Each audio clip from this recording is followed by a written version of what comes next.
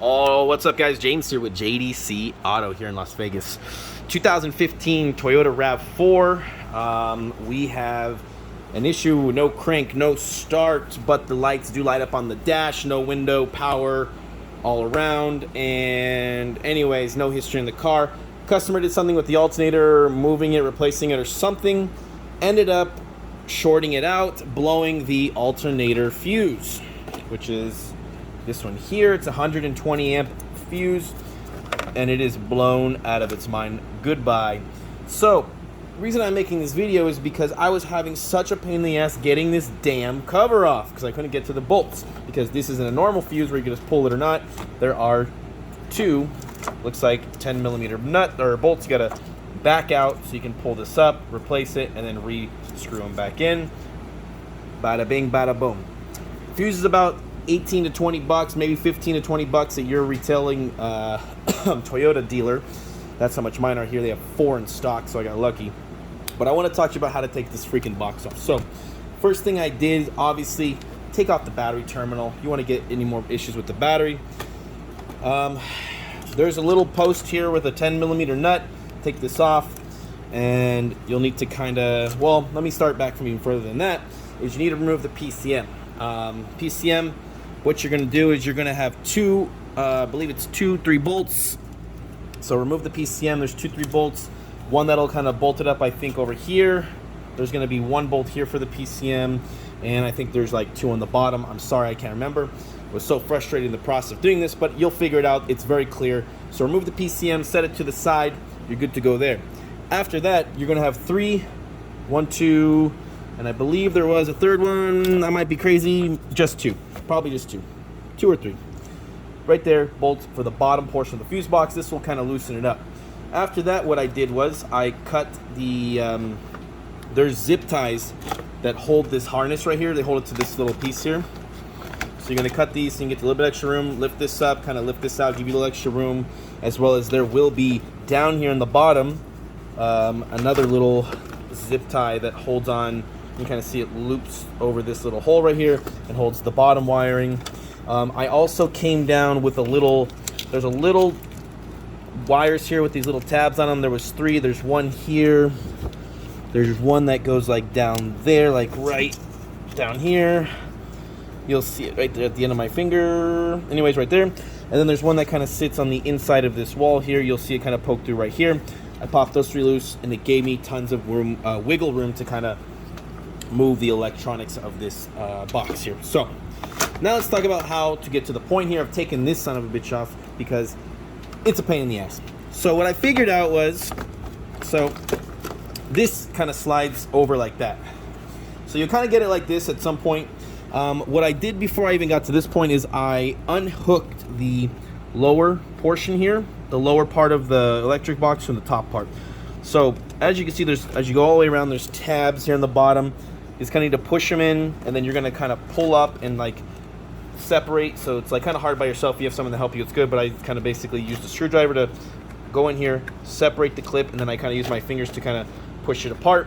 You'll need to do that. There's going to be a small one here on the back, 1 here, and then 1 more big one on the back side here, and then a couple more on this side. So what I did is I started on this side, popped it up, went to this front side, popped it up, went to this back side, popped it up, went to the back side, popped it up, and then eventually pulled it up and separated it. You're going to pull it up and you'll be able to get to the wires. Now, how to get this freaking fuse box separated from the upper so you can get to the 2 bolts we just talked about.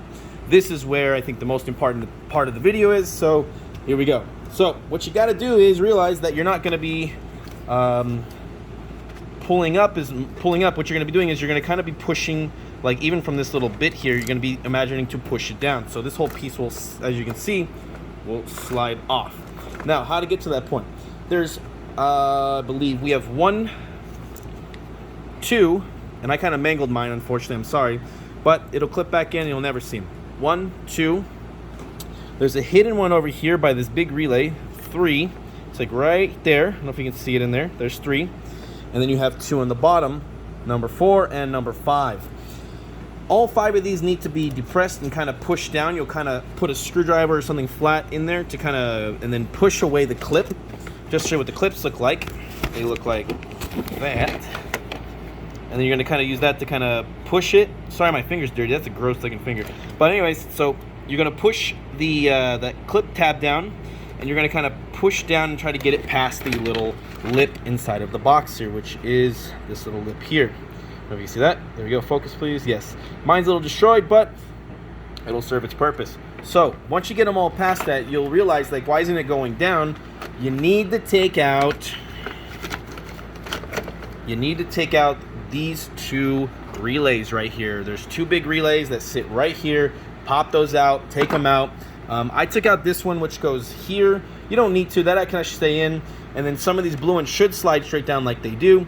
This one here actually ended up staying up, so I just put it up here. But regardless, you need to take out these two relays here.